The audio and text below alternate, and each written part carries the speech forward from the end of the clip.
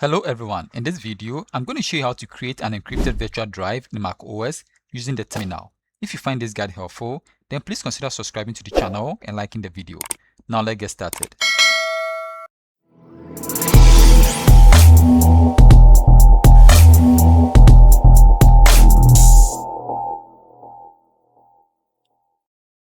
So to create an encrypted virtual drive in macOS using the terminal, I'm going to open my Mac which I've launched already. And then to open the terminal, we are going to click on Go and then Utilities. So at the Utilities, I'm going to double click on Terminal.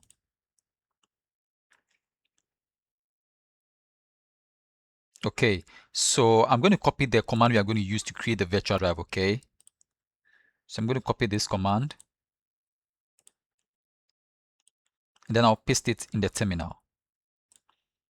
I'll be leaving the command at the description below. You can also try your hands and leave your comments at the comment section, okay? Then I'll press on the enter key. So I'm going to type the password I'm going to use for the encrypted drive. So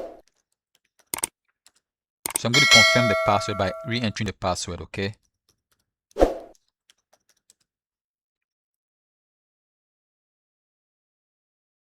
Okay, so I am going to close the terminal and then I'm going to close the utilities as well. So this is the virtual drive, the encrypted virtual drive we just created. So to access it, I'm going to double click on that.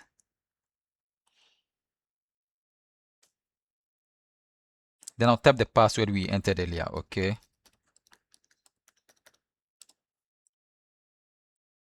Okay, so this is the virtual drive, okay? So if I go to the Go and then I click on computer, you can see the macOS drive and then the virtual drive you created. So you can double click on that and then you can copy your stuffs to the virtual drive, okay? So when you are done using, you can right click on it and then you eject the drive.